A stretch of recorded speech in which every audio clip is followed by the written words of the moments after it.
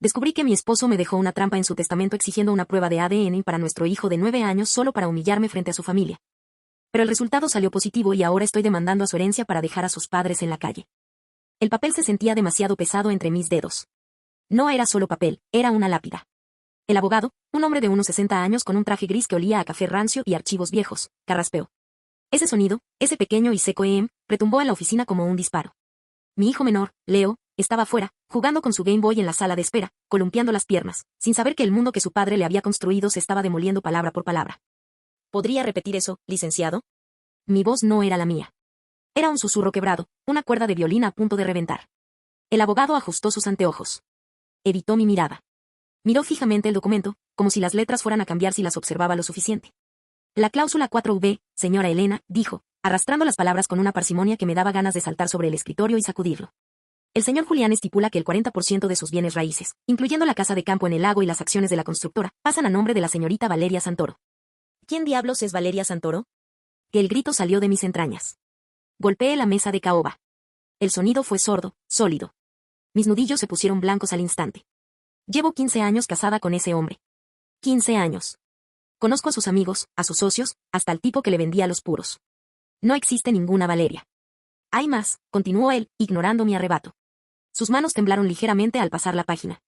El aire en la habitación se volvió denso, como si el oxígeno se hubiera transformado en plomo. Respecto a su hijo menor, Leonardo, el fideicomiso de estudios y la propiedad de la residencia principal quedan congelados. El joven Leonardo no recibirá un solo centavo, ni se le permitirá habitar la propiedad tras su mayoría de edad, a menos que... Se detuvo. El silencio que siguió fue insoportable. Podía oír el tic-tac de un reloj de pared. Un sonido rítmico, cruel. Tac. Tac. Tac. Mi corazón latía al mismo compás. Sentía el sudor frío bajando por mi nuca, empapando el cuello de mi blusa de seda negra, la misma que compré para su funeral hace 3 días. ¿A menos que qué? Pregunté. Mis uñas se clavaron en la palma de mi mano.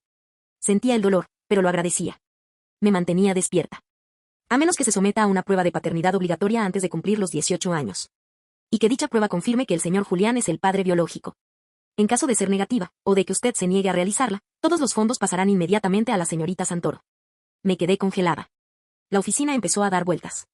Las paredes de libros legales parecían cerrarse sobre mí. Julián. Mi Julián. El hombre que me besaba la frente cada mañana. El hombre que lloró cuando Leo nació, que lo cargó en brazos durante horas cuando tuvo aquella fiebre a los 3 años. El padre de familia perfecto. El hombre que, mientras agonizaba en esa cama de hospital hace una semana, me apretó la mano y me dijo, cuida de nuestro hijo. ¿Nuestro hijo? Sentí una náusea violenta. Me cubrí la boca con la mano. El olor de la oficina, polvo y papel viejo, se volvió nauseabundo. Recordé el olor de Julián. Sándalo y tabaco suave. Siempre impecable. Siempre bajo control. Ahora me daba cuenta de que ese control no era amor, era una estrategia. Y él sabía, susurré para mí misma. Él creía. Señora. El abogado me miró con una mezcla de lástima y curiosidad morbosa. Él sabía que yo le fui infiel. Grité. No pude evitarlo. El secreto que había enterrado hace 10 años en lo más profundo de mi mente saltó a la superficie como un cadáver en un lago. Pero fue una sola vez, licenciado. Una sola vez. Estábamos en crisis, él viajaba todo el tiempo, yo me sentía sola, vacía, pero Leo es su hijo. Yo lo sé. Y Dios mío, él tiene sus ojos. Me desplomé en la silla, sollozando sin control. Las lágrimas manchaban el maquillaje caro. Me veía como un desastre, y lo era. Julián no murió en paz. Murió con el dedo en el gatillo, esperando que su última voluntad fuera la bala que me atravesara el corazón. Dejó a una desconocida casi la mitad de su fortuna solo para asegurarse de que, si Leo no era suyo, yo terminara en la miseria más absoluta. Pero había algo que no cuadraba. Valeria Santoro. Ese nombre golpeaba mi cerebro. No era el nombre de una amante común. Había algo administrativo en la forma en que estaba escrito en el testamento. 40%. No era un regalo, era un pago. O una devolución. Me levanté bruscamente. El abogado intentó decir algo, pero le arrebaté los papeles de la mano. No voy a permitir esto, dije, limpiándome la cara con el dorso de la mano. Mi voz ahora era fría, afilada como un bisturí. Voy a encontrar a esa mujer. Y voy a descubrir por qué mi esposo, el hombre perfecto, decidió que su última acción en la tierra sería intentar destruir a su propia familia. Salí de la oficina a zancadas. En la sala de espera, Leo levantó la vista. Sus ojos, esos ojos que Julián tanto cuestionaba. Son iguales a los de su abuelo. Son iguales a los de Julián cuando era joven. ¿Cómo pudo dudar? ¿Cómo pudo ser tan retorcido para jugar con el futuro de un niño por una venganza de hace una década? Ya nos vamos, mami. Y preguntó Leo, guardando su consola. Su inocencia me quemaba. Sí, mi amor. Nos vamos. Tenemos cosas que hacer. Subimos al auto. Mis manos temblaban tanto que me costó meter la llave en el contacto. Encendí el motor y me quedé mirando al frente, al estacionamiento vacío. El sol de la tarde pegaba contra el parabrisas, cegándome. Recordé a Julián hace un mes, cenando en silencio. Me miraba por encima de su copa de vino tinto. Sus ojos no tenían amor, tenían una chispa de triunfo. En ese momento no lo entendí. Pensé que estaba cansado por el trabajo. Ahora sé que estaba contando los días. Estaba saboreando el momento en que yo leería ese papel y me daría cuenta de que el hombre con el que dormí durante 15 años era, en realidad, mi peor enemigo. Pero hay algo que Julián olvidó. Yo también sé jugar. Y si él dejó a una mujer llamada Valeria como su heredera principal, es porque ella tiene la llave de algo que él no quería que yo supiera. Llegué a casa y, mientras Leo merendaba, me encerré en el despacho de Julián. El olor a sándalo seguía ahí. Me senté en su silla. Abrí su computadora. Contraseña incorrecta. Intenté con mi cumpleaños. Incorrecta. El de Leo. Incorrecta. El de nuestro aniversario. Incorrecta. Empecé a sudar de nuevo. Mis dedos golpeaban el teclado con desesperación. ¿Qué número? ¿Qué fecha? Entonces lo recordé. Julián siempre decía que su vida cambió el día que se hizo libre. Yo pensaba que se refería a cuando su empresa empezó a cotizar en bolsa. Probé la fecha de su supuesta cirugía de vasectomía. Él me había dicho que se la hizo justo después de que naciera nuestro primer hijo, quien falleció al nacer, una tragedia que nos unió, o eso creía yo. Me dijo que no quería que yo pasara por el dolor de otra pérdida si algo salía mal, que ya teníamos a Leo, que vino años después, según él, como un milagro médico. Introduje la fecha, 14 de mayo de 2012. Clic. La pantalla se desbloqueó. Mi corazón dio un vuelco. No había fotos familiares. No había documentos de la constructora. Solo una carpeta oculta titulada, Santoro, pagos finales. Abrí el primer archivo. Era un escaneo de un contrato privado. Mi respiración se detuvo. Valeria Santoro no era una amante. El documento decía claramente, acuerdo de confidencialidad y manutención entre Julián R. y Valeria Santoro, hermana biológica. ¿Hermana? Julián era hijo único. Sus padres murieron hace años y siempre dijo que no tenía a nadie más. ¿Por qué ocultar a una hermana? ¿Y por qué dejarle el 40% de todo? Seguí bajando por los archivos. Encontré una serie de correos electrónicos. El último tenía fecha de apenas una semana antes de su muerte. Julián, no puedo seguir ocultándolo. Elena merece saber la verdad sobre la cirugía de 2012. Si tú no se lo dices, lo haré yo. No me importa el dinero. El niño tiene derecho a saber quién es su padre y por qué lo odias tanto. Me quedé sin aire. ¿Odiar a Leo? ¿Julián adoraba a Leo, o era todo una actuación? De repente, un sobre cayó de un compartimento secreto debajo del escritorio cuando moví la silla con fuerza. Era un sobre de un laboratorio clínico. Tenía la fecha de hace 10 años. Justo 2 meses después de que yo cometiera mi desliz. Lo abrí con manos torpes. Era el informe de su vasectomía. Pero no era un informe de éxito. Decía, recanalización espontánea detectada. Conteo de espermatozoides, normal. Procedimiento fallido. Mis ojos se agrandaron. Julián sabía que la cirugía había fallado. Sabía que podía tener hijos. Pero a mí me dijo que era estéril. ¿Por qué? ¿Por qué mentirme durante una década? ¿Y por qué, si sabía que podía ser el padre, exigía un ADN en el testamento? Entonces lo vi.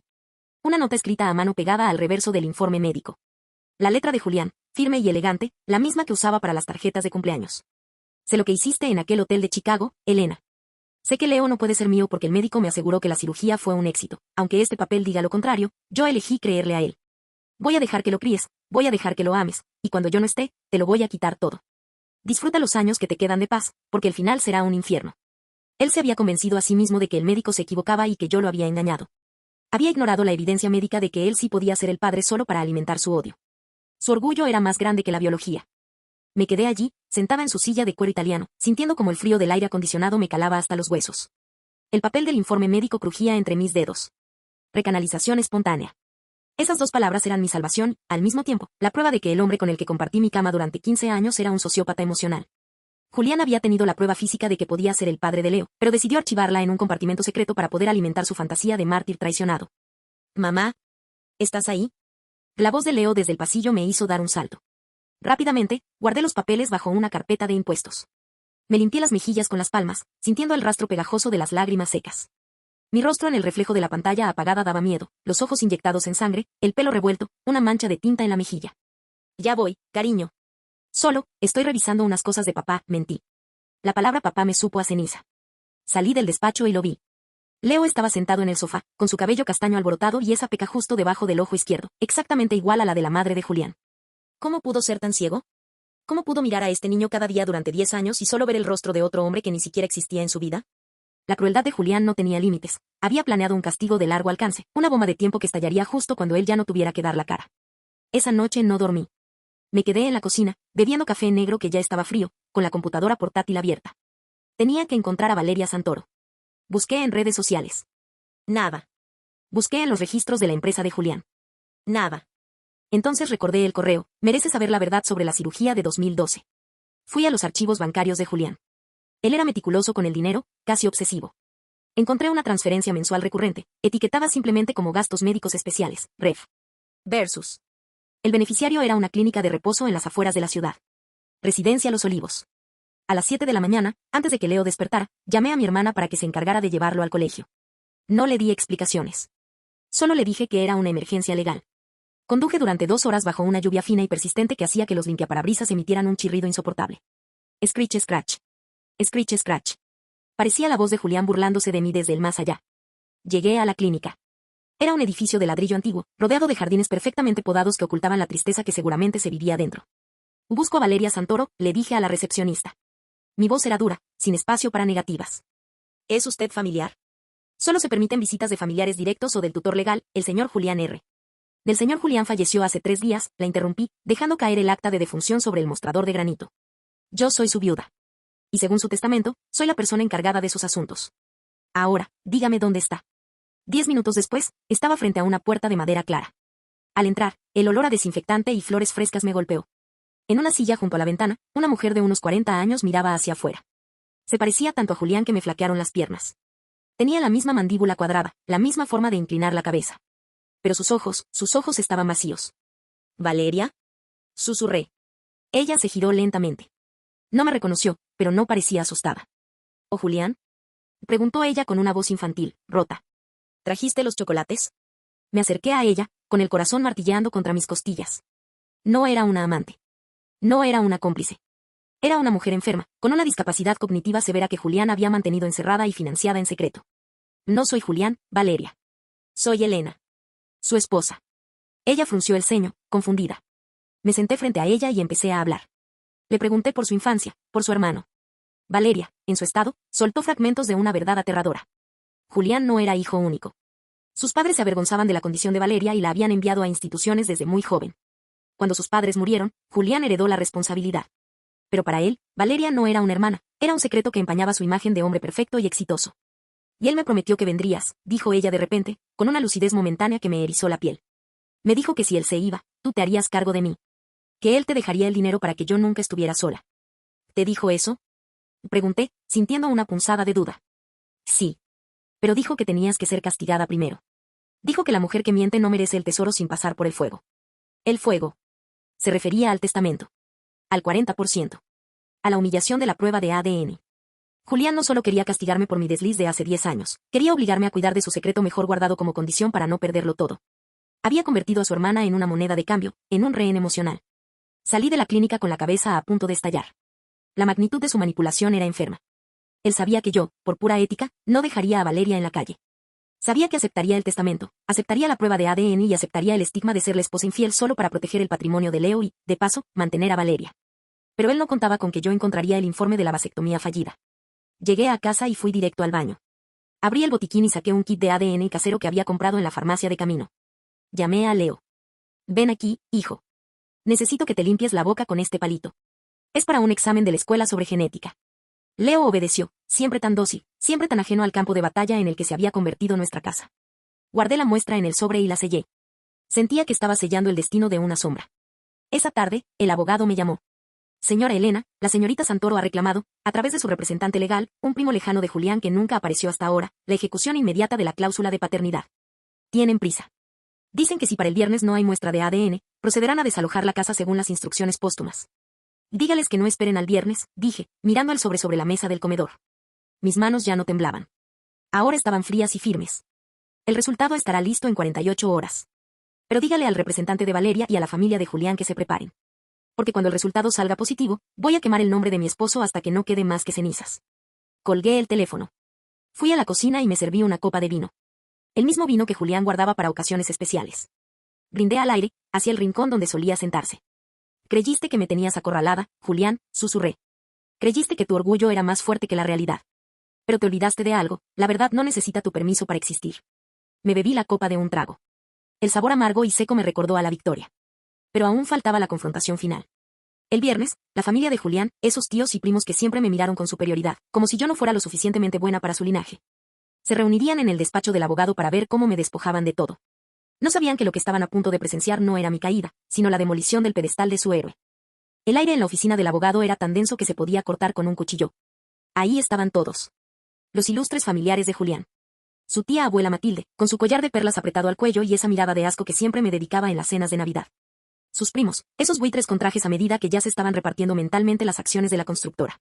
Todos sentados en una fila perfecta, como si estuvieran en un estreno de teatro esperando ver mi ejecución pública. En el centro, el representante legal de Valeria, un tipo con cara de rata que no dejaba de mirar su reloj de oro. Y al fondo, el abogado de la familia, sosteniendo el sobre del laboratorio como si fuera una granada activa. Señora Elena, dijo el abogado, su voz resonando en el silencio sepulcral.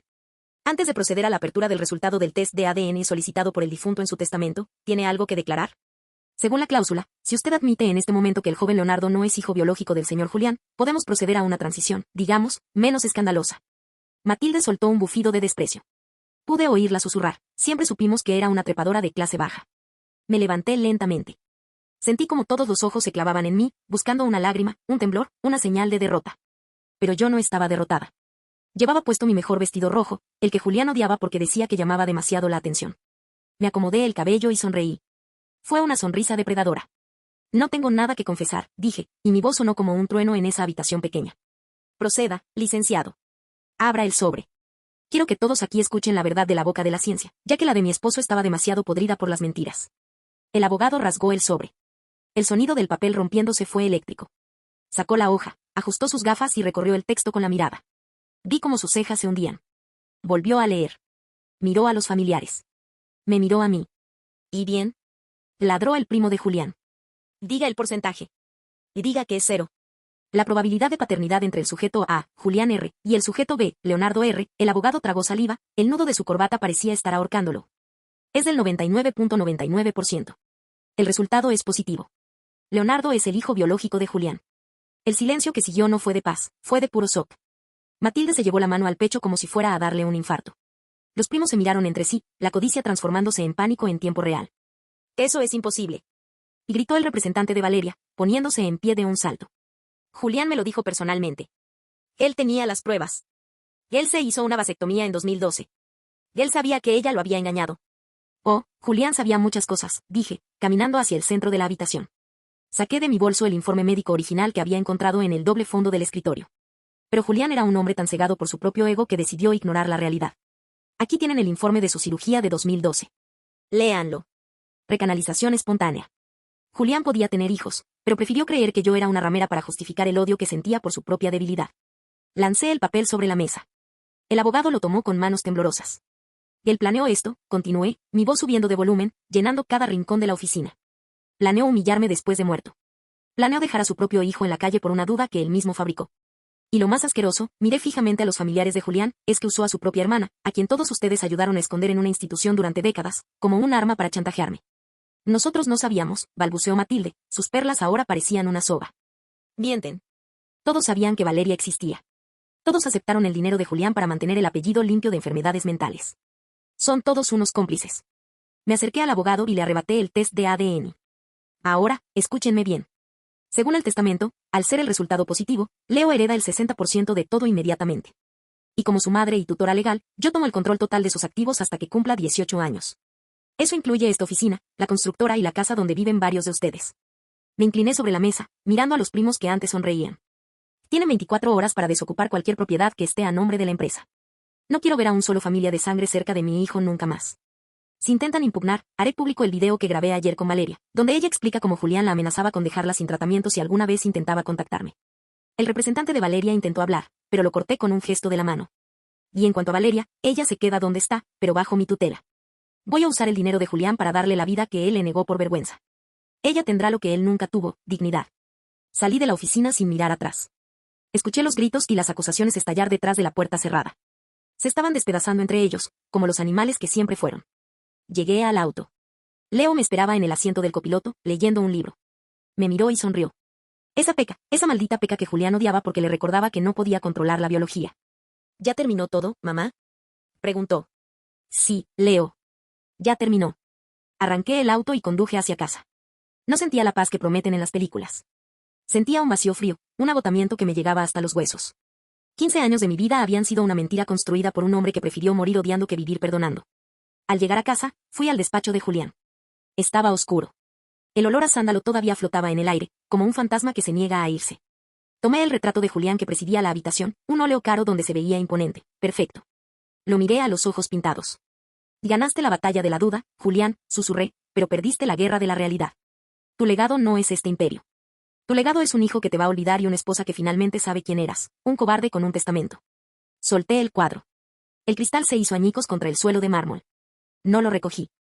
Cerré la puerta con llave y me fui a la habitación de Leo para leerle un cuento. Mañana vendería la constructora.